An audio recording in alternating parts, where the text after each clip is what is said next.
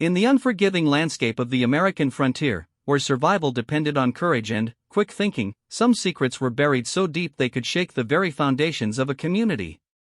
When a weathered rancher's trembling hands offered up something that had haunted him for decades, it would set in motion events that would test the bonds of friendship, challenge long-held beliefs, and force ordinary people to make extraordinary choices. What drives a man who has faced down outlaws and weathered countless storms to break down and beg someone to take away his burden? What kind of ritual could hold such power over a hardened frontiersman that he would risk everything to be free of it? In a land where strength was everything and weakness meant death, one man's desperate plea would reveal that sometimes the greatest battles are fought not with guns, but with the ghosts of our past. This is the story of how one moment of vulnerability changed everything, and how the courage to face the truth can be more dangerous than any outlaw's bullet. Some treasures are too costly to keep, and some secrets too heavy for one soul to bear alone. The morning sun cast long shadows across the dusty main street of Copper Ridge as Thomas McKenna guided his horse toward the general store. His weathered hands gripped the reins tighter than usual, and his eyes darted nervously from building to building.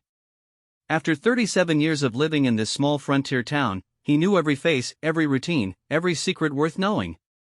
But today felt different. Today, the weight of his own secret pressed against his chest like a stone. McKenna dismounted slowly, his joints protesting after the long ride from his ranch. He had spent the entire night pacing his cabin floor, wrestling with a decision that had haunted him for more than 2 decades. The leather saddlebags hanging from his horse contained something that had shaped every choice he had made since arriving in Copper Ridge as a young man. Something that had brought him wealth beyond his wildest dreams, but had also slowly eaten away at his soul like acid on metal. The general store's bell chimed as he pushed through the door, and Martha Henderson looked up from behind the counter with her usual welcoming smile. She had been running the store with her husband Frank since before McKenna had even arrived in town, and her kind eyes and gentle manner had been a source of comfort to countless settlers over the years. "Morning, Thomas," she said, wiping her hands on her apron. "You're out early today. Everything all right at the ranch?" McKenna nodded stiffly, his throat feeling dry despite the morning's cool air. "Just fine, Martha. Is Frank around? I need to speak with him about something important." Martha's smile faltered slightly at the serious tone in his voice. In all their years of friendship, she had rarely heard Thomas speak with such gravity. "He's in the back, checking our inventory. I'll get him for you." As Martha disappeared into the store's rear room, McKenna's hand instinctively moved to the saddlebags he had carried inside. Through the leather, he could feel the outline of the object that had defined his life for so long. It was beautiful and terrible, precious and cursed, and he had finally reached the point where he could no longer bear its weight alone. Frank Henderson emerged from the back room, his sleeves rolled up and his hands dusty from handling goods. He was a tall, lean man with graying hair and intelligent eyes that had seen their share of frontier hardships. When he saw McKenna's expression, his own face grew serious. "Thomas, you look like a man carrying the weight of the world. What's troubling you, friend?" McKenna glanced around the store, making sure they were alone except for Martha, who had resumed her work but was clearly listening with concern. These two people had been his closest friends for decades, and if anyone could be trusted with what he was about to reveal, it was them. "Frank, Martha," he began, his voice barely above a whisper, "what I'm about to show you will change how you see me forever. But I can't carry this burden alone anymore. It's slowly killing me." He opened the saddlebags with trembling fingers and carefully withdrew a cloth-wrapped bundle. As he unwrapped it on the counter, both Frank and Martha gasped audibly. Inside the cloth lay an ornate golden artifact, unlike anything they had ever seen. It was roughly the size of a man's fist, intricately carved with symbols that seemed to shift and dance in the morning light streaming through the store's windows. The artifact was undeniably beautiful, but there was something unsettling about it as well. The golden surface seemed to pulse with an inner light, and the carved symbols appeared to move when observed directly. Martha instinctively took a step back, while Frank leaned in for a closer look, his curiosity overcoming his caution. "My God, Thomas," Frank whispered. "What is this thing? Where did you get it?" McKenna's hands shook as he stared down at the artifact. I found it 23 years ago, in the old mine shaft up in Devil's Canyon. I was just a young prospector then, desperate and nearly broke. I had been working that claim for months without finding so much as a flake of gold, and I was about to give up when I discovered a hidden chamber deep in the earth. He paused, his eyes growing distant as he remembered that fateful day. The chamber was filled with bones, ancient bones that crumbled to dust at my touch. And, in the center, on a stone altar, was this. He gestured to the artifact. The moment I picked it up, I knew my life would never be the same. Martha moved closer, her initial fear giving way to fascination. It's beautiful, Thomas. But, why do you speak of it as a burden? Surely something so valuable is a blessing, not a curse. McKenna laughed bitterly. A blessing? Martha, this thing has brought me wealth, yes. More gold than I could spend in 10 lifetimes. But, it has also brought me nightmares, visions, and a guilt that grows heavier with each passing year. He looked up at his friends, and they could see the pain in his eyes. Every night since I found it, I perform a ritual. I don't know why I started doing it, or even how I learned the words to speak. It's as if the knowledge was placed in my mind the moment I touched the artifact.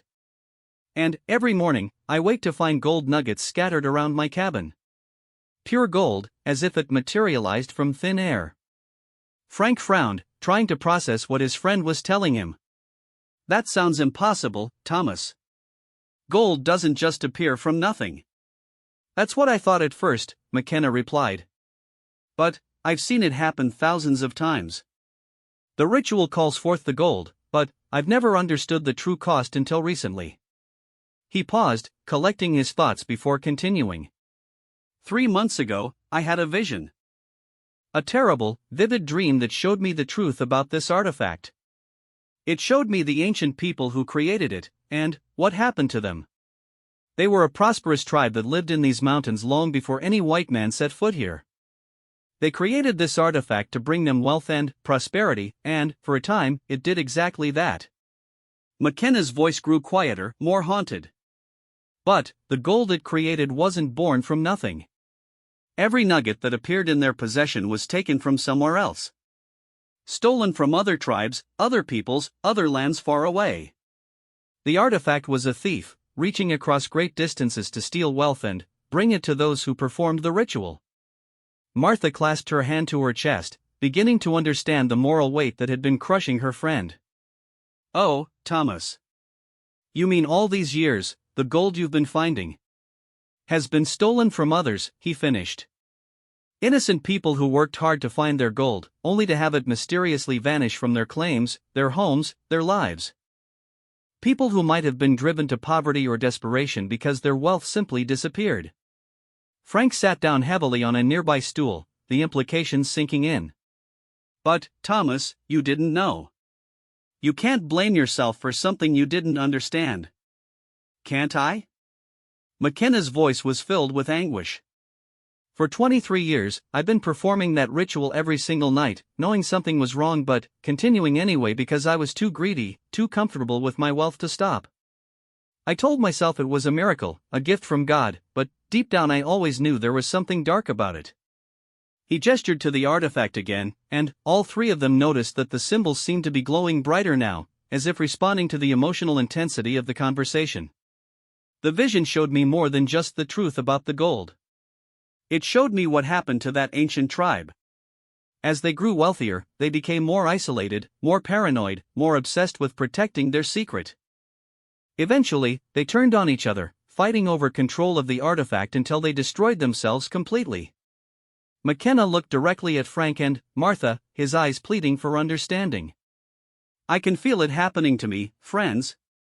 Over the years, I've become more and more reclusive. I barely trust anyone anymore. I've been hoarding my gold like a dragon guarding its treasure, terrified that someone will discover my secret and try to take the artifact from me. I'm becoming just like those ancient people, and I know how their story ends.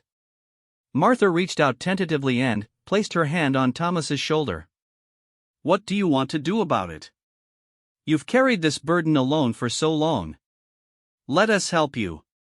That's why I'm here, McKenna said, his voice breaking slightly. I can't destroy the artifact myself. Every time I've tried, I find myself unable to go through with it. The ritual has created some kind of bond between us, and I'm too weak to break it on my own. But maybe if I give it to someone else, someone I trust, they can find a way to end its power forever. Frank stood up and walked around the counter to stand beside his friend. You want us to take it? To take responsibility for this thing? Please, McKenna whispered, and, for the first time in decades, tears began to flow down his weathered cheeks. Please take it away from me. I don't care what happens to the gold I've already found. I just want to be free of this curse before it destroys what little humanity I have left. The three friends stood in silence for several long moments, all staring at the beautiful, terrible artifact that sat gleaming on the counter between them. Outside, the sounds of Copper Ridge coming to life continued normally, but, inside the general store, the weight of an ancient secret hung heavy in the air.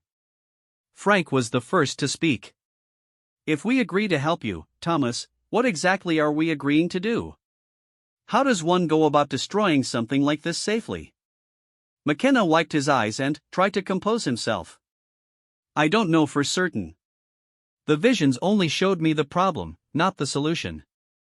But I've spent months researching in every book I could find, and I believe there might be someone who can help us. There's an old Apache medicine man who lives in the mountains about 3 days' ride from here. His name is Joseph Running Bear, and the stories say he has knowledge of the old ways, the ancient powers that once existed in this land. Martha nodded slowly. I've heard of him. Some of the traders mention him from time to time. They say he's helped people with problems that couldn't be solved through ordinary means. That's right, McKenna confirmed. If anyone would know how to safely destroy this artifact and break its power, it would be him. But I can't make the journey alone. The artifact's influence over me is too strong. Every mile I travel away from my ranch, the compulsion to return and perform the ritual becomes more intense. Frank looked at Martha, and some silent communication passed between them. After 30 years of marriage, they had learned to read each other's thoughts almost perfectly. Finally, Frank turned back to McKenna. We'll help you, old friend. Martha and I will take the artifact and make the journey to find this medicine man. But, first, I think we need to understand more about what we're dealing with. Can you show us this ritual you've been performing? McKenna shook his head quickly. No, absolutely not. I won't risk passing the compulsion on to either of you. Just touching the artifact is dangerous enough. The less you interact with it directly, the better. Then, wrap it back up, Martha said decisively. We'll keep it safe and hidden until we can figure out our next steps. But, Thomas, you need to understand that once we take this thing, there's no going back. If something goes wrong, if we can't find a way to destroy it safely, we'll all be in danger. McKenna nodded gratefully. I understand completely, and I'll never be able to repay you for your willingness to help. But I'd rather die trying to destroy this thing than live another day under its influence. As he carefully wrapped the artifact back in its cloth covering, all three of them noticed that the symbols had stopped glowing and the golden surface no longer seemed to pulse with inner light. It was as if the artifact knew it was being abandoned and was retreating into dormancy. Frank took the wrapped bundle and held it carefully, surprised by how heavy it felt despite its relatively small size. We'll need to plan this journey carefully. 3 days into Apache territory isn't something to undertake lightly, especially carrying something this valuable and dangerous. I'll provide everything you need, McKenna said quickly. Horses, supplies, weapons, money for the journey. Whatever it takes. Martha began pacing behind the counter, her mind already working through the practical details. We'll need to close the store for at least a week, maybe longer. And we'll need a good cover story for why we're leaving town. People will ask questions if we just disappear. Tell them you're visiting your sister in Santa Fe, McKenna suggested. Everyone knows Martha has family there, and it's roughly in the same direction we'll be traveling. Frank nodded in agreement. That could work. When do you want to leave? As soon as possible, McKenna replied. Every night I don't perform the ritual, the compulsion grows stronger. I'm afraid if we wait too long, I might lose my resolve and demand the artifact back. Tomorrow morning then, Martha decided. That gives us today to prepare and make arrangements. We can be packed and ready to leave at first light. As they finalized their plans, none of them noticed the figure watching from across the street through the general store's front window. Samuel Briggs, the town's banker and one of its wealthiest residents, had seen McKenna enter the store with his saddlebags and had been curious about what business would bring the reclusive rancher to town so early in the morning. Briggs had always been suspicious of McKenna's wealth. No rancher in the territory was as successful as Thomas McKenna, and his reluctance to discuss his business affairs had always struck Briggs as suspicious. Over the years, he had made several attempts to learn the source of McKenna's prosperity, but the rancher had always deflected his questions with vague answers about good land and better luck. From his position across the street, Briggs couldn't see what was happening inside the store, but the serious expressions on all three faces and their obvious secrecy had definitely caught his attention. When he saw McKenna leave his saddlebags with the Hendersons and depart alone, his curiosity turned to active suspicion. Samuel Briggs was not a patient man, and he had not become wealthy by ignoring opportunities.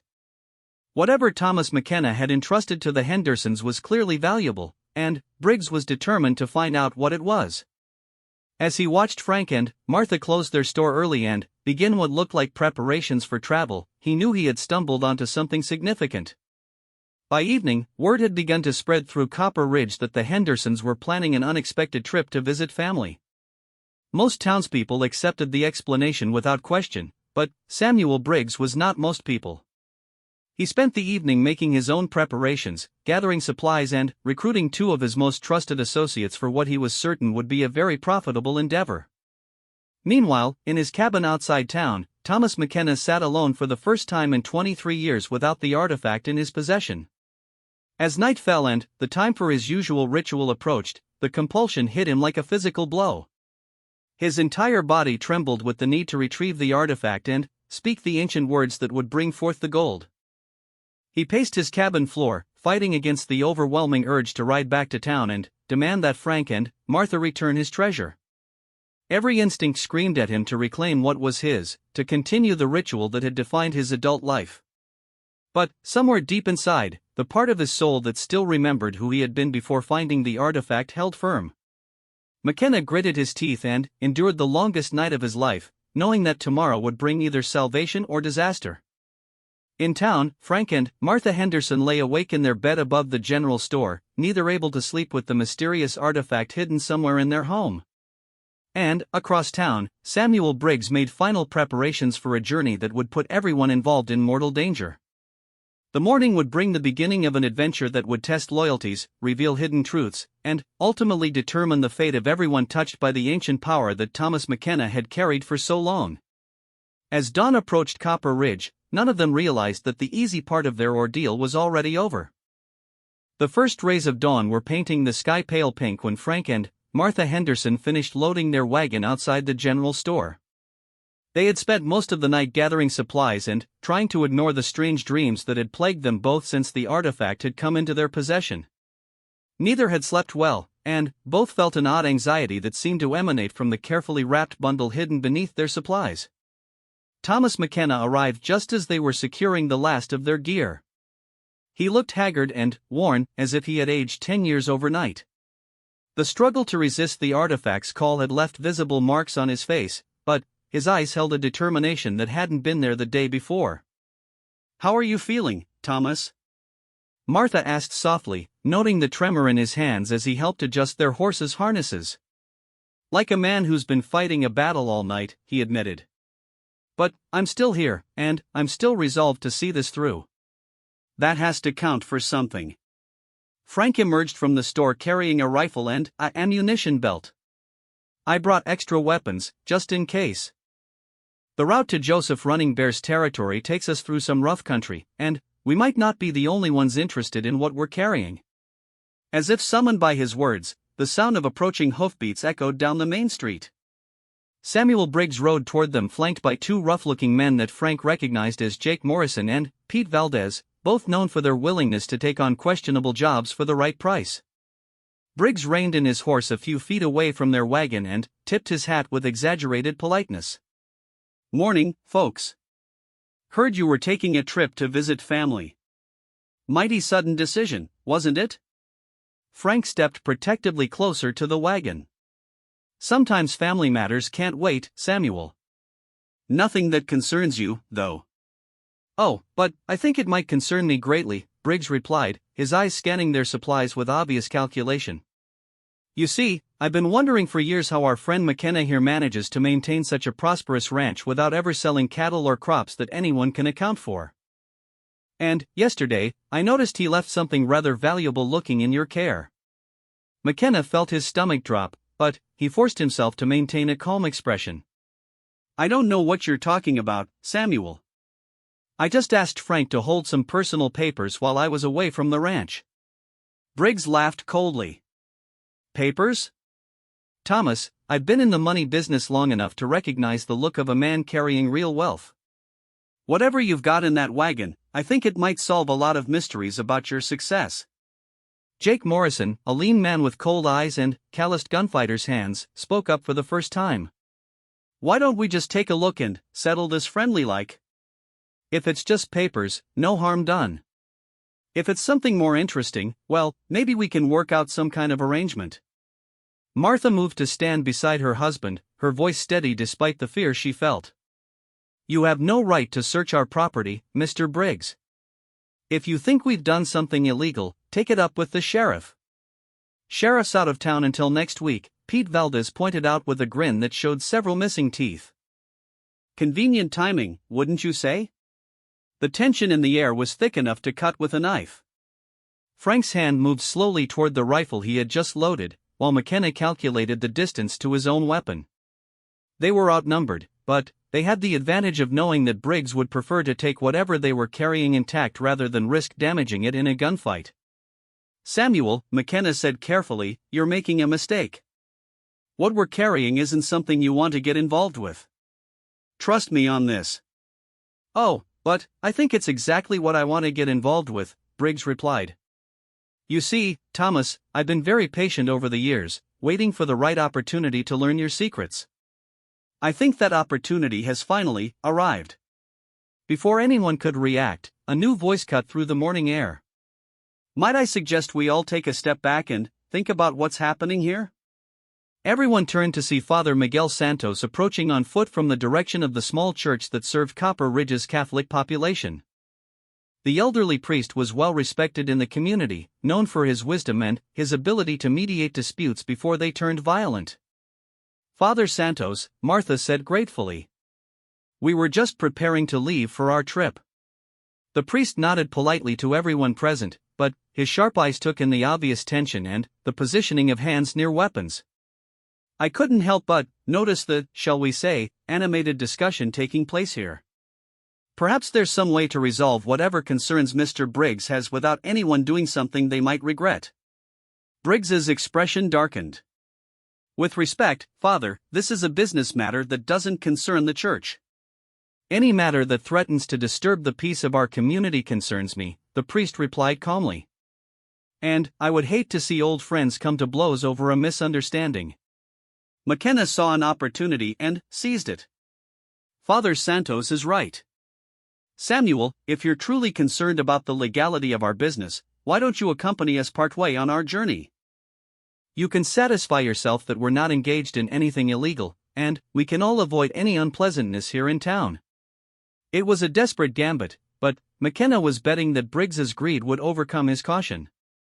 The banker's eyes lit up at the suggestion, seeing it as an opportunity to discover whatever secret McKenna had been hiding all these years.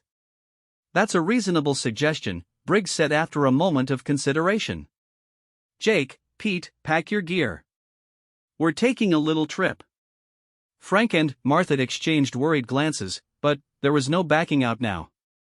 Father Santos looked troubled by the turn of events, but there was little he could do to stop grown men from making their own choices. "I'll pray for your safe journey," the priest said quietly to Martha as she climbed onto the wagon seat. "And I'll pray that whatever you're carrying brings peace rather than conflict."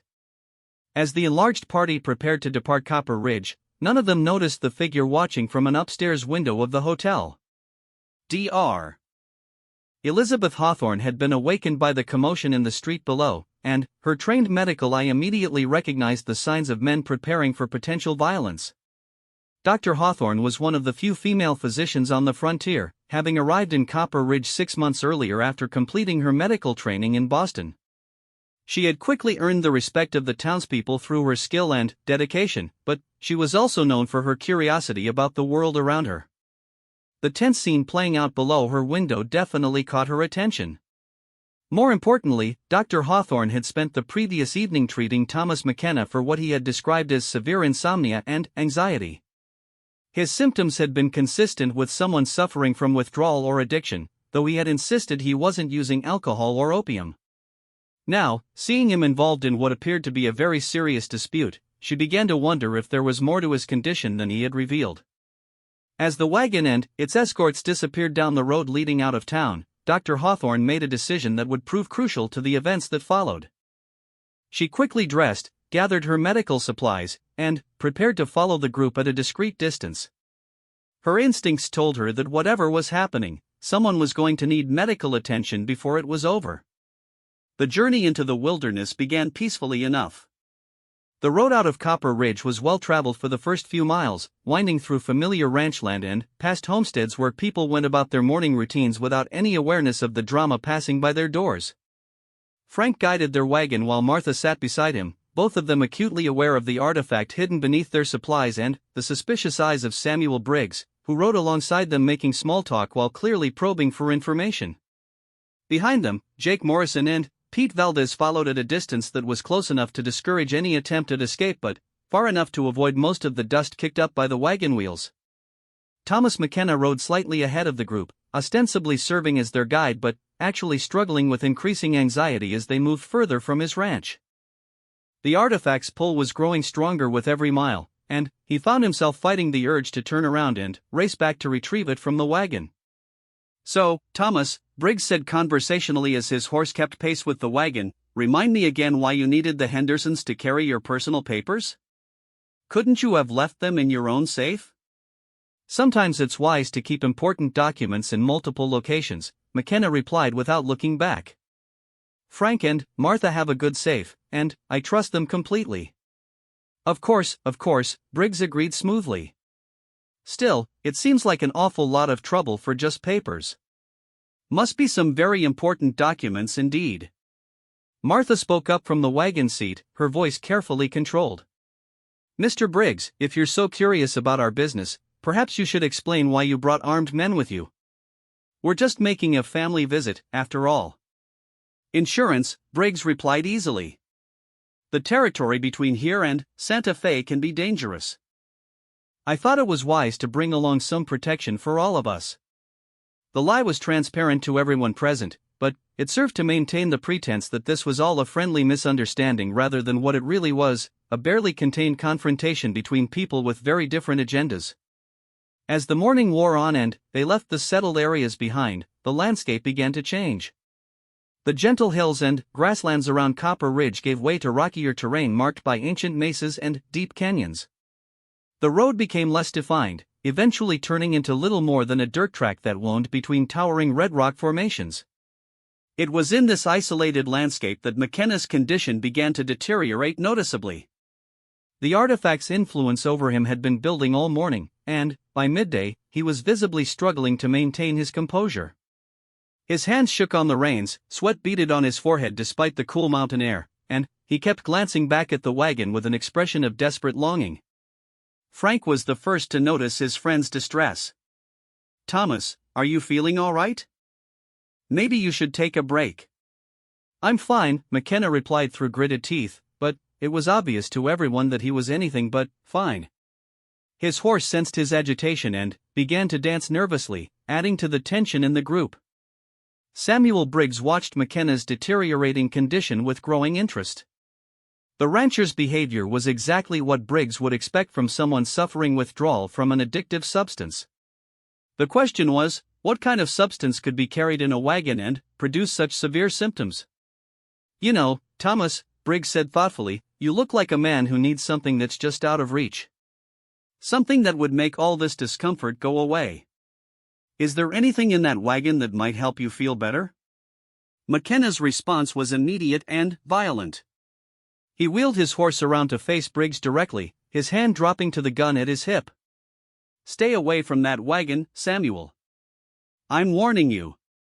Easy there, friend, Jake Morrison called out, his own hand moving to his weapon. No need for threats. Mr. Briggs is just showing concern for your health. The confrontation escalated quickly from there. Pete Valdez moved his horse to block the road ahead of them while Morrison positioned himself to prevent retreat. Frank reached for his rifle, and Martha grabbed the smaller gun she kept hidden beneath the wagon seat. For several tense moments, the 6 people faced off in the shadow of the Red Rock Canyon walls, each waiting for someone else to make the first move. The only sounds were the nervous breathing of horses and the whisper of wind through the ancient stone formations surrounding them. It was McKenna who broke the deadlock, but not in the way anyone expected. Instead of drawing his gun or making a threat, he suddenly doubled over in his saddle, crying out in obvious pain. The artifact's pull had become so intense that it felt like a physical force trying to drag him back toward the wagon.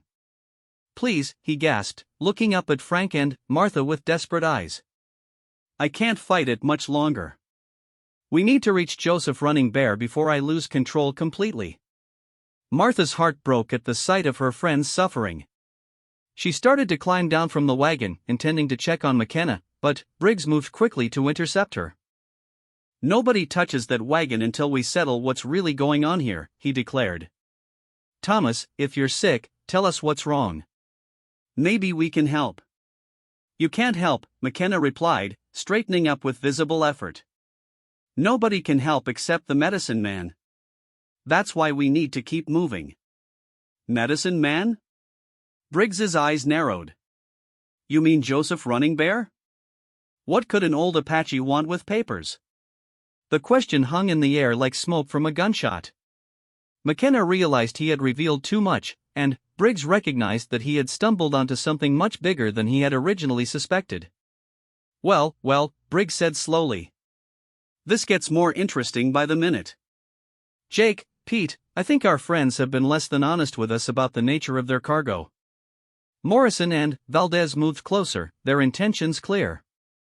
Frank raised his rifle, knowing that they were outnumbered but determined to protect whatever McKenna had entrusted to them. Martha checked her ammunition and tried to position herself where she could cover the wagon from multiple angles. The standoff might have ended in bloodshed right then and there, but the sound of approaching hoofbeats interrupted the confrontation. Everyone turned to see a lone rider approaching at a steady pace from the direction of Copper Ridge. As the figure drew closer, they could see it was Dr. Elizabeth Hawthorne, riding astride like a man and carrying what appeared to be a medical bag strapped to her saddle. Her presence was so unexpected that for a moment, everyone simply stared in surprise. Dr. Hawthorne? Martha called out. What are you doing out here? The doctor reined in her horse and quickly assessed the situation. Her trained eye immediately noted the positioning of the armed men, the obvious tension in the group, and McKenna's pallor and trembling. I saw you leaving town this morning and noticed that Mr. McKenna seemed to be in distress. I thought you might need medical assistance. Briggs's expression darkened further. This is getting out of hand. First we have mysterious cargo, then talk of Apache medicine men, and now a doctor shows up in the middle of nowhere. What exactly is going on here? Dr. Hawthorne dismounted and approached McKenna directly, her medical training taking precedence over the obvious danger of the situation. Thomas, you're clearly in physical distress. Let me examine you. There's nothing you can do, McKenna replied weakly. This isn't a medical condition that can be treated with conventional medicine. Everything can be treated if we understand its cause, Dr. Hawthorne replied firmly. Now, please tell me your symptoms. As McKenna reluctantly described the compulsion he felt to return to the wagon and the physical withdrawal-like symptoms he was experiencing, Dr. Hawthorne listened with growing fascination. She had read about similar cases in her medical journals, though they were usually associated with psychological dependencies rather than physical addictions. Meanwhile, Samuel Briggs was growing impatient with the medical consultation. Enough of this, he declared. I want to see what's in that wagon, and I want to see it now. Jake, Pete, searched their supplies. Frank's rifle swung toward Briggs. Nobody searches our wagon without our permission. And nobody stops us without better reason than you've given so far, Morrison replied, drawing his gun in one smooth motion. The confrontation had reached its breaking point. In the confined space of the canyon, gunfire would be deafening and, potentially deadly for everyone involved. Dr. Hawthorne found herself caught in the middle of a conflict she didn't fully understand, but her medical instincts told her that whatever was in that wagon was somehow connected to McKenna's condition. Wait, she said firmly, stepping between the armed men. Before anyone does anything irreversible, let me make a suggestion. If Mr. McKenna's condition is related to whatever you're carrying, perhaps the best solution is to give him access to it.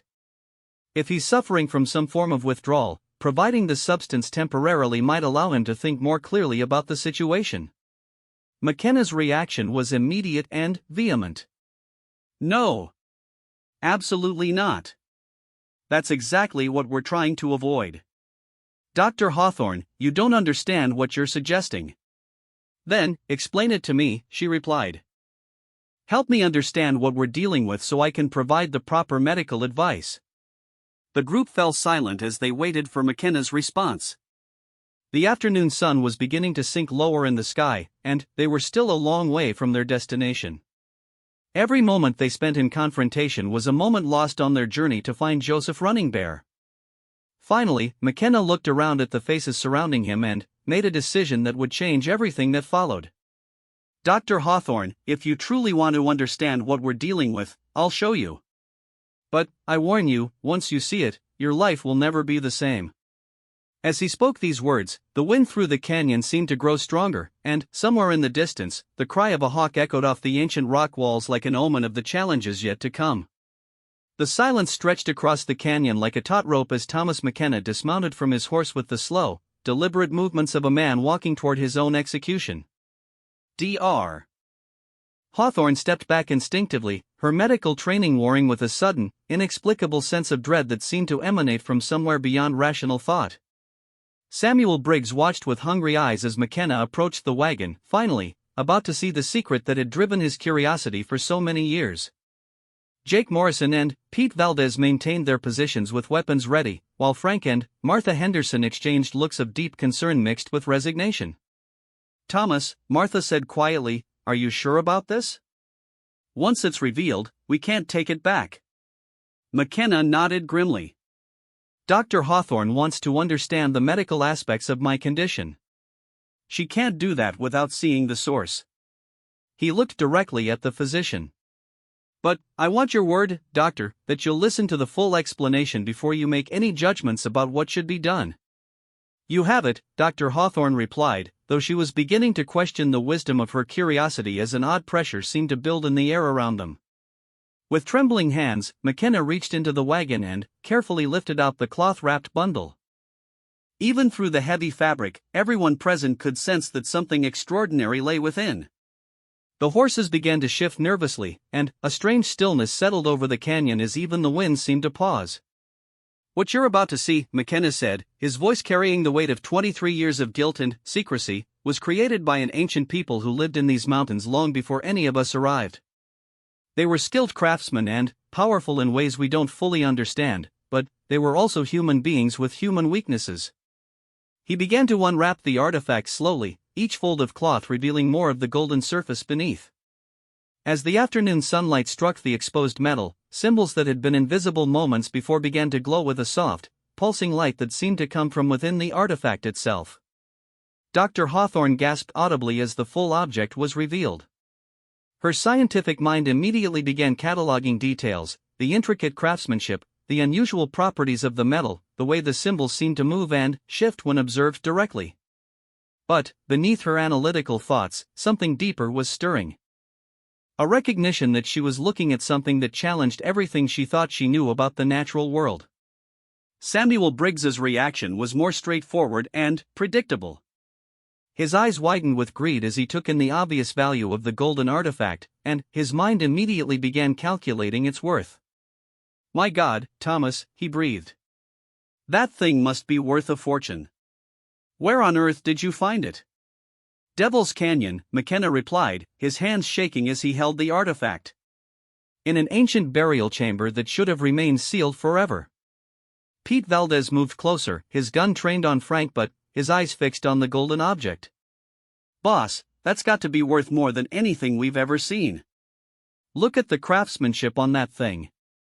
But Jake Morrison, who had more experience with dangerous situations than his partner, was studying the faces of the people around the artifact rather than the object itself. What he saw there made him increasingly uneasy. Mr. Briggs, he said carefully, maybe we should think about this situation a little more carefully. Something's not right here.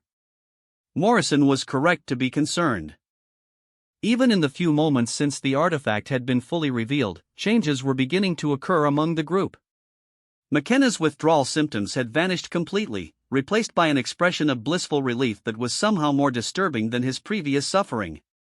Dr. Hawthorne found herself unable to look away from the shifting symbols, feeling a strange compulsion to step closer and examine them more thoroughly. Most concerning of all, Samuel Briggs was beginning to experience his own form of attraction to the artifact. What had started as simple greed was transforming into something deeper and more possessive. He found himself thinking not just about the gold's monetary value, but about the power and prestige that owning such a unique object would bring. Thomas, Dr. Hawthorne said, struggling to maintain her professional composure while fighting against the growing fascination the artifact inspired, can you explain the medical symptoms you've been experiencing? How exactly does this object affect human physiology? McKenna looked up from the artifact with eyes that seemed different somehow, as if a weight had been lifted from his soul but replaced with something else entirely. It creates a bond, Doctor. The first time someone performs the ritual, the artifact becomes part of them in a way that's impossible to break alone. The longer the connection exists, the stronger it becomes. What ritual? Briggs demanded, stepping closer despite Morrison's obvious unease. What exactly do you do with this thing? I speak certain words while holding it during the darkest part of the night, McKenna explained, his voice taking on a dreamy quality. Words that I somehow knew the moment I first touched it, as if the knowledge had always been inside me waiting to be awakened. And, in return, it provides wealth beyond imagination. Dr. Hawthorne forced herself to focus on the scientific aspects of what she was hearing. You're describing what sounds like a form of psychological conditioning combined with possible hallucinogenic effects. The symptoms of withdrawal you experienced suggest a physical dependency, but that should be impossible unless the object contains some form of active chemical compound. There's nothing hallucinogenic about the gold that appears in my cabin every morning, McKenna replied. Real gold, Doctor. Pure and valuable and undeniably physical. Briggs's breathing quickened at this revelation. You mean this thing actually creates gold? How much gold are we talking about, Thomas? Enough to make me the wealthiest man in the territory, McKenna answered. But wealth that comes at a terrible cost. Martha Henderson, who had been watching the interaction with growing alarm, suddenly spoke up. Thomas, look at yourself. Look at how you're holding that thing, how you're talking about it. You said you wanted to be free of its influence, but the moment you touched it again, you changed. Her observation was accurate and deeply troubling. McKenna's entire demeanor had shifted from desperate determination to something approaching reverence as he cradled the artifact in his hands.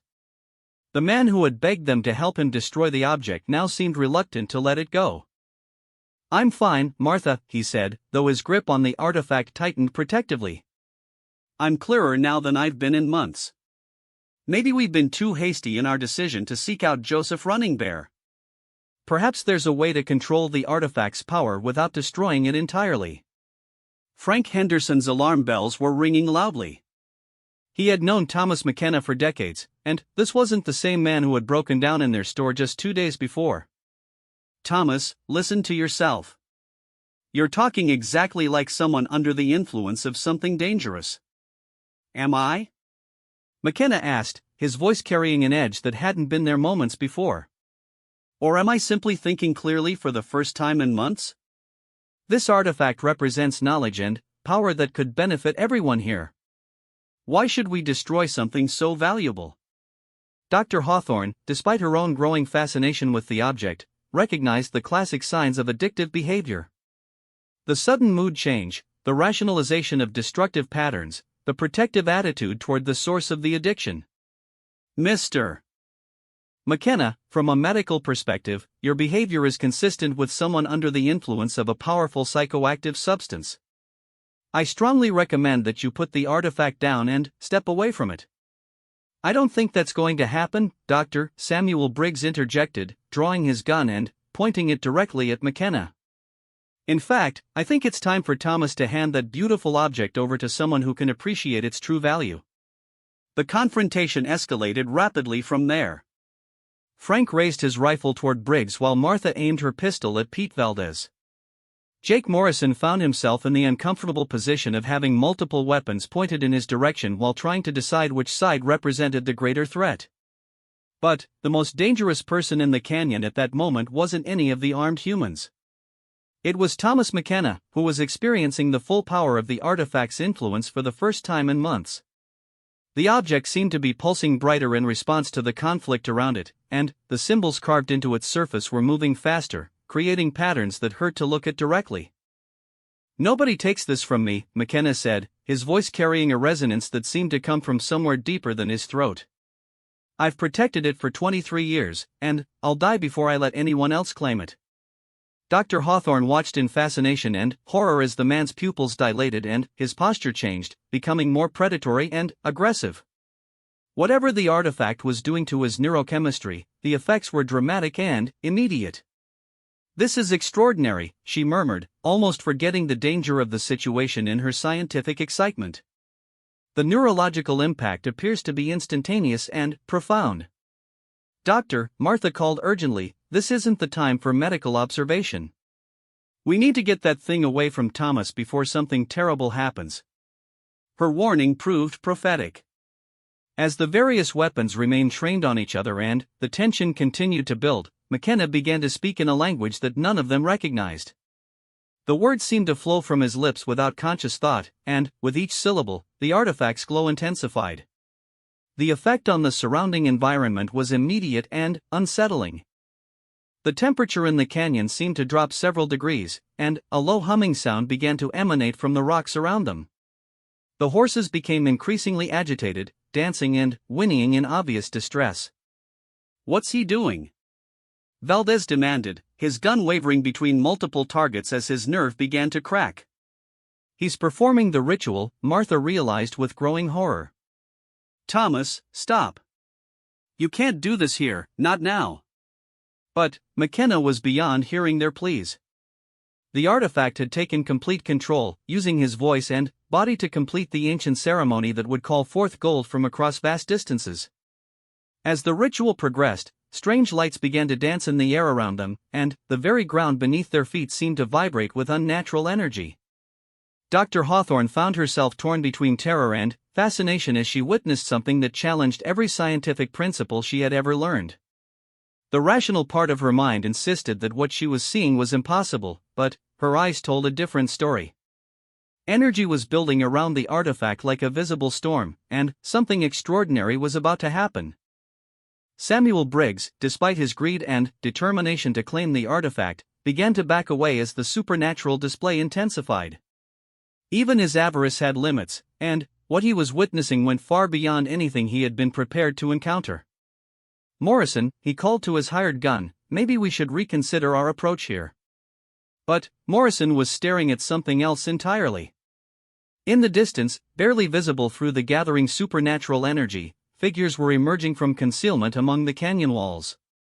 They moved with the fluid grace of people who belonged to the landscape, and they were armed with both traditional weapons and modern rifles.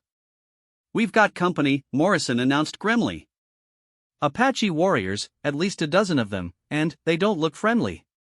The arrival of the Apache warriors changed everything about the situation.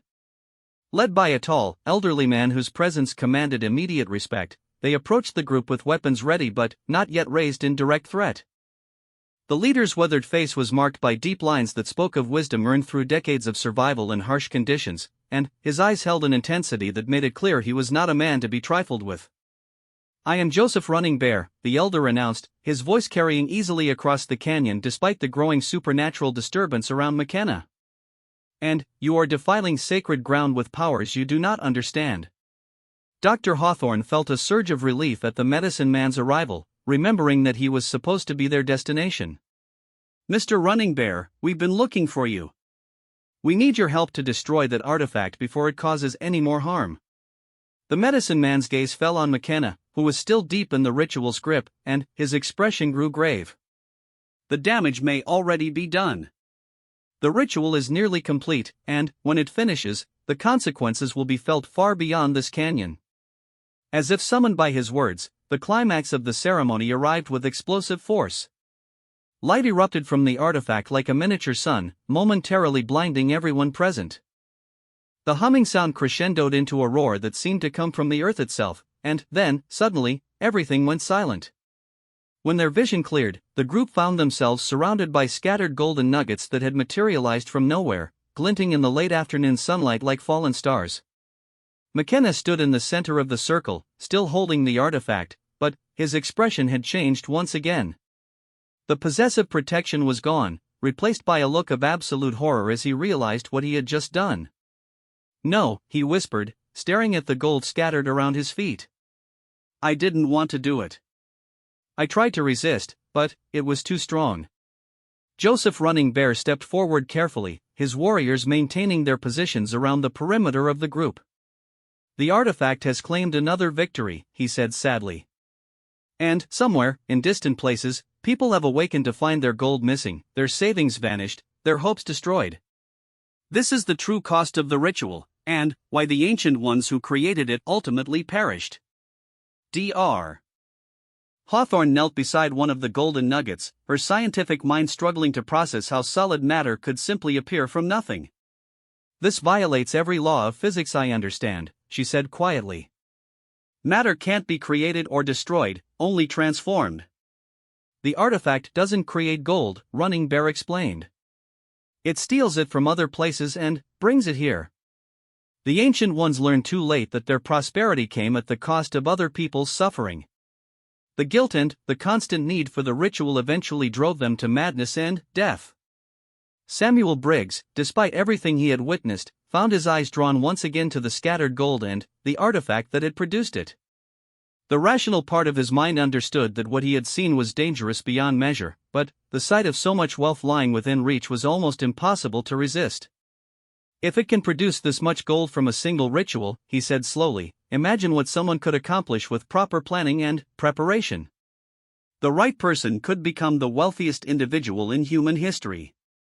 Joseph Running Bear's expression hardened at Briggs's words. "And that, white man, is exactly the thinking that destroyed the ancient ones. The artifact feeds on greed and grows stronger with each use. Eventually, it consumes everyone who tries to control it." As the sun continued its descent toward the canyon walls, casting longer shadows across the surreal scene, it became clear that their simple mission to destroy the artifact had become something far more complex and dangerous.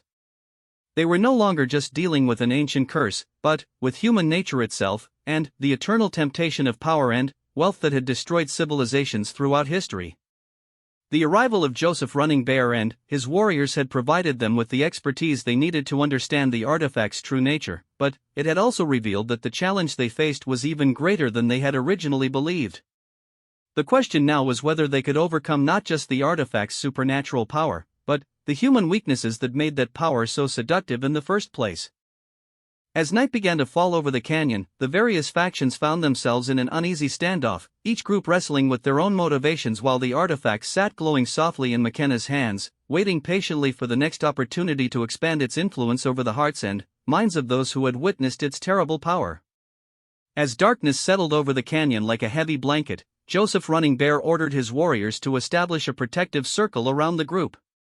The medicine man understood better than anyone present that the artifact's power grew stronger after sunset, and the supernatural display they had witnessed was likely just the beginning of the night's challenges. Camp was established in tense silence, with each faction maintaining their distance while keeping watchful eyes on the golden object that had changed everything. Thomas McKenna sat apart from the others, the artifact cradled in his lap like a sleeping child, his face a mask of conflicting emotions as he fought against the renewed compulsion to perform another ritual. Dr. Elizabeth Hawthorne found herself in the unique position of being trusted by all parties involved.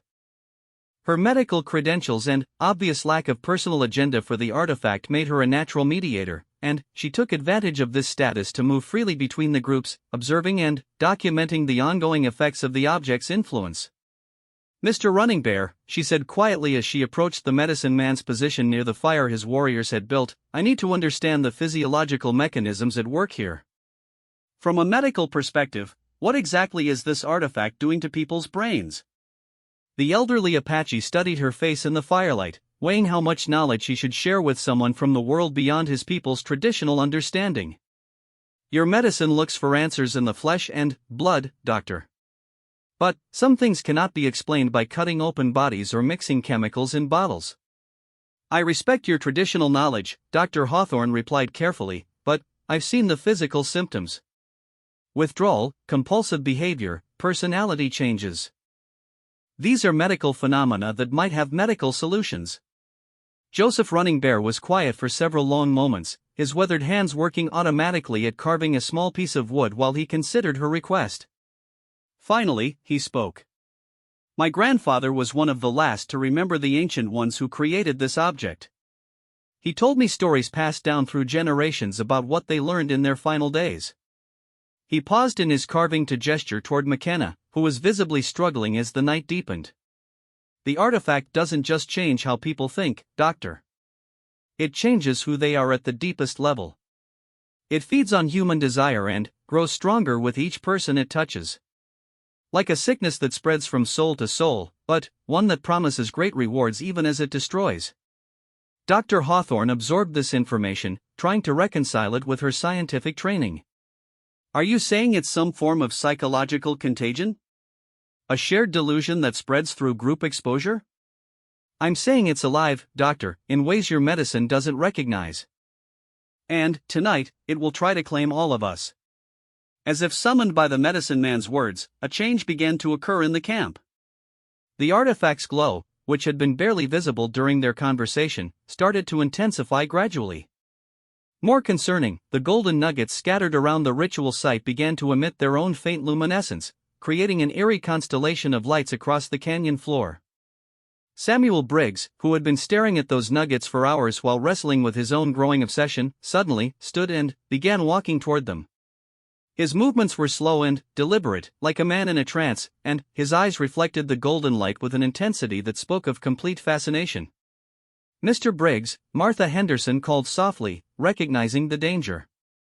"Step away from those things. Don't touch them." But Briggs seemed not to hear her warning. He knelt beside the nearest nugget and reached out his hand, stopping just short of making contact. "Just one piece," he whispered to himself. "Just one small piece wouldn't hurt anything. I could hide it, keep it safe, study it properly." Jake Morrison watched his employer's behavior with growing alarm. As a professional gunfighter, he had learned to recognize when situations were spiraling beyond anyone's control, and Briggs's obvious fascination with the artifact's gold was setting off every warning signal he possessed. "Boss," Morrison said carefully, keeping his voice low to avoid startling the banker, "maybe you should come back over here and sit down. That stuff ain't safe to be around." Briggs turned toward Morrison with an expression of irritation mixed with something approaching anger. "Don't tell me what's safe, Jake. I've built my entire fortune by recognizing opportunities that other people were too scared to pursue. This is the biggest opportunity I've ever seen." The confrontation between employer and employee might have escalated into violence, but Thomas McKenna chose that moment to cry out in obvious distress. The artifact in his hands was glowing so brightly now that it hurt to look at directly, and the symbols carved into its surface were moving in complex patterns that seemed to hypnotize anyone who stared at them too long. "It's starting again," McKenna gasped, his entire body trembling with the effort of resisting the compulsion to begin another ritual. "I can't stop it. The pull is too strong." Joseph Running Bear rose to his feet with fluid grace despite his advanced age. "Dr. Hawthorne, you wanted to understand the medical aspects of this curse. Now you'll see them in full measure. Watch carefully, but don't let yourself be drawn into the artifact's influence. What followed was both fascinating and terrifying from a medical perspective. Dr. Hawthorne observed as McKenna's body began to respond to the artifact's call in ways that defied conventional understanding. His heart rate increased dramatically, his breathing became shallow and rapid, and his pupils dilated to the point where his eyes appeared almost black in the firelight. More disturbing were the psychological changes. The man who had begged them to help him destroy the artifact was rapidly being replaced by someone else entirely. Someone who spoke of the object with reverence and protective jealousy, who saw its power as a blessing rather than a curse. "You don't understand," McKenna said, his voice carrying that same resonant quality they had heard during the afternoon's ritual. "The artifact isn't evil.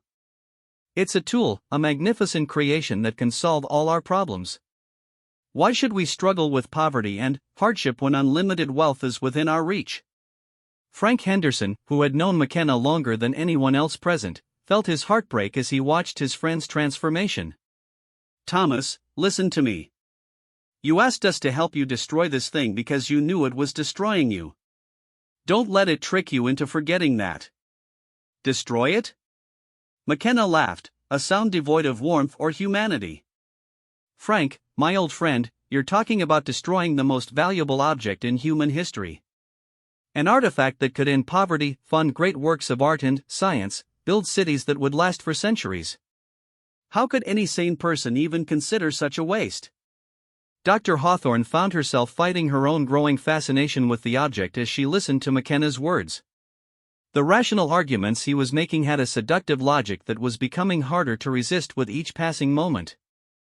Why should something so powerful and valuable be destroyed when it could be used for beneficial purposes? Joseph Running Bear recognized the signs immediately. "Doctor," he said sharply, "step away from the artifact. You're beginning to fall under its influence." The warning came just in time. Dr. Hawthorne shook her head, trying to clear the growing confusion in her thoughts. She realized with horror that she had been unconsciously moving closer to McKenna and the glowing object in his hands, drawn by the same compulsion that was affecting everyone else. "My God," she breathed, backing away quickly. "It's affecting me too. Even knowing what it does, even trying to maintain clinical detachment, I can feel it pulling at my thoughts." "That's how it spreads," Running Bear explained grimly. "Like a fever that jumps from person to person, but one that feels wonderful instead of painful. The ancient ones called it the golden sickness, because those who caught it always believed they were blessed rather than cursed." Meanwhile, Samuel Briggs had given up any pretense of resisting the artifact's allure. He had picked up several of the golden nuggets and was examining them by firelight, his face glowing with avarice and growing madness. Each piece of gold he touched seemed to strengthen his obsession, feeding back into the artifact's overall power. "Look at this craftsmanship," he said to anyone who would listen, holding up a particularly large nugget. "This isn't just gold, it's perfect gold. Purer than anything that could be mined naturally. And there's so much of it, scattered around like common stones. Imagine what we could accomplish with resources like this." Pete Valdez, who had been watching his partner's descent into artifact-induced madness, finally decided he had seen enough. "I'm getting out of here," he announced, backing toward the horses. "Boss, Morrison, you can do whatever you want, but I ain't staying around for whatever's gonna happen next." His instincts proved sound. As he spoke, the artifact in McKenna's hands suddenly flared with blinding intensity, and the temperature in the canyon dropped so dramatically that their breath became visible in the suddenly frigid air. The golden nuggets scattered around the ritual site began to resonate with musical tones, creating an eerie symphony that seemed to come from the earth itself. "The second ritual is beginning," Joseph Running Bear announced, signaling to his warriors to maintain their positions despite the obvious supernatural danger. "Once it starts, there's no stopping it until it completes its cycle." McKenna rose to his feet, his movements no longer entirely his own. The artifact seemed to be controlling his body like a puppet master manipulating strings, guiding him through actions and words that came from some ancient memory embedded in the object itself. Dr. Hawthorne watched in fascination as the man's entire physiology continued to change. His skin took on a golden pallor that reflected the artifact's glow, and, when he spoke, his voice carried harmonics that matched the musical tones emanating from the scattered nuggets. The second calling begins, McKenna intoned, though it was clear the words weren't entirely his own. Gold calls to gold across the vast distances, and what was separated shall be joined. What was hidden shall be revealed. What was poor shall be made rich. The ritual that followed was even more intense than the afternoon's display. Energy crackled through the air like visible lightning, and the very rocks of the canyon began to glow with reflected power. Dr. Hawthorne tried to maintain her scientific objectivity, but what she was witnessing challenged every fundamental principle of physics and medicine she had ever learned. More gold began to appear, materializing from thin air and falling like metallic rain around the ritual site. But, this time, the manifestation was accompanied by something new and deeply disturbing. With each nugget that appeared, ghostly images flickered briefly in the air above it. Images of people in distant places, their faces twisted with anguish and loss as their own gold vanished from their possession. "Do you see them?" Joseph Running Bear asked Dr. Hawthorne quietly. "The victims of the theft that makes this wealth possible?" Dr. Hawthorne stared in horror at the spectral faces appearing and disappearing in the supernatural light. Men, women, even children, all experiencing the sudden loss of their precious metal savings.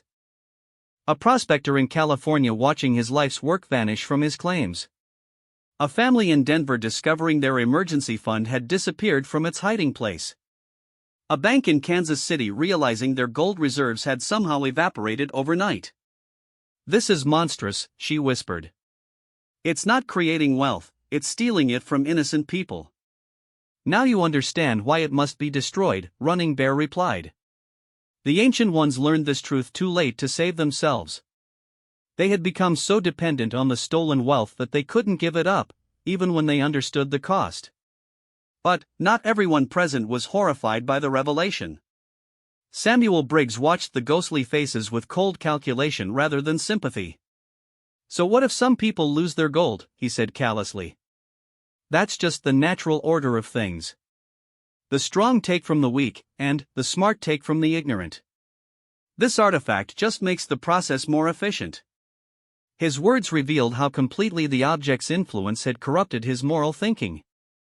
The successful banker who had built his reputation on fair dealing and community service was being transformed into something predatory and heartless, caring only for the accumulation of power and wealth regardless of the cost to others. Jake Morrison found himself caught between loyalty to his employer and revulsion at what Briggs was becoming. As a gunfighter, Morrison had done many questionable things for money, but he had never been comfortable with harming innocent people. The sight of those ghostly victims was testing his tolerance for moral compromise. "Mr. Briggs," he said carefully, "maybe we should think about what we're getting involved with here. This ain't just about finding gold anymore. People are getting hurt." "People get hurt all the time," Briggs replied dismissively. "At least this way, their loss serves a greater purpose. Imagine what we could build with unlimited resources. Cities, railroads, industries that would benefit thousands of people. Sometimes you have to break a few eggs to make something great." The terrible logic of his argument was exactly what Joseph Running Bear had warned Dr. Hawthorne about. The artifact didn't just steal gold, it stole human compassion and replaced it with ruthless ambition. Those under its influence could rationalize any cruelty as long as it served their ultimate goals. As the ritual reached its climax, the number of ghostly victims multiplied dramatically. Dozens, then hundreds of anguished faces flickered in the air above the canyon, each representing someone whose life had been damaged or destroyed by the artifact's theft. The weight of their collective suffering hung over the ritual site like a funeral shroud, but those under the artifact's influence seemed unable to perceive the moral horror of what they were witnessing. When the ceremony finally ended, the silence that followed was broken only by the soft sobbing of Martha Henderson, who had been forced to watch the spiritual destruction of her oldest friend. Thomas McKenna stood motionless in the center of the ritual circle, the artifact still glowing in his hands, surrounded by enough gold to make him one of the wealthiest men in America.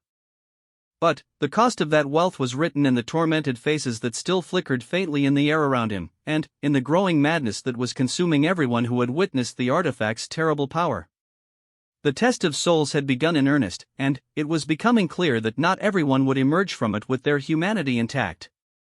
Dawn broke over the canyon with an unnatural quality, as if the very light was struggling to penetrate the spiritual darkness that had settled over the ritual site during the night. The ghostly images of the artifact's victims had finally faded, but their memory hung heavy in the morning air, a reminder of the true cost of the wealth scattered like cursed seeds around Thomas McKenna's feet. Dr. Elizabeth Hawthorne had spent the sleepless night documenting everything she had witnessed, filling page after page of her medical journal with observations that read more like fever dreams than scientific notes. Her rational mind continued to rebel against what her eyes had seen, but the evidence was undeniable. They were dealing with forces that existed far beyond the boundaries of conventional understanding. Joseph Running Bear sat in meditation as the sun climbed higher, his withered hands working steadily at the wooden carving he had been shaping throughout the long night. To those who watched him work, it appeared he was creating some kind of ceremonial object, though its purpose remained unclear. Thomas McKenna had not moved from his position in the center of the ritual circle since the ceremony's conclusion. He stood like a statue, the artifact cradled against his chest, his eyes reflecting the growing daylight with an inhuman gleam. The man who had once begged for freedom from the object's influence now seemed to exist in perfect harmony with its power, as if they had become two parts of a single entity. Samuel Briggs prowled around the edges of the scattered gold like a predator circling wounded prey. He had filled his pockets with as many nuggets as he could carry, and the weight of the stolen wealth seemed to have changed his very posture, making him appear hunched and furtive despite his attempts to project confidence and control. "We need to make some decisions," Briggs announced as the morning light fully illuminated their surreal situation. "We can't stay in this canyon forever, and we need to figure out how to properly exploit the opportunity we've discovered." Frank and Martha Henderson exchanged looks of despair at the banker's words. Their friend Thomas was lost to them, perhaps permanently, and now Briggs was talking about expanding the artifact's influence rather than ending it. The mission they had undertaken with such noble intentions was turning into a nightmare that seemed to have no good resolution. "Samuel," Frank said quietly, "look around you." "Really look. Do you see what this thing has done to Thomas? What it's doing to you? This isn't an opportunity, it's a curse that destroys everyone it touches." Briggs laughed, a sound that carried none of the warmth it once had. "Destroyed?" "Frank, your friend is standing in the middle of enough gold to buy half of Texas. If that's destruction, then I pray for such ruin to befall me completely." Dr. Hawthorne approached Joseph Running Bear, hoping the medicine man might have some insight into how they could salvage something positive from the situation. "Is there any way to break the artifact's hold over people?"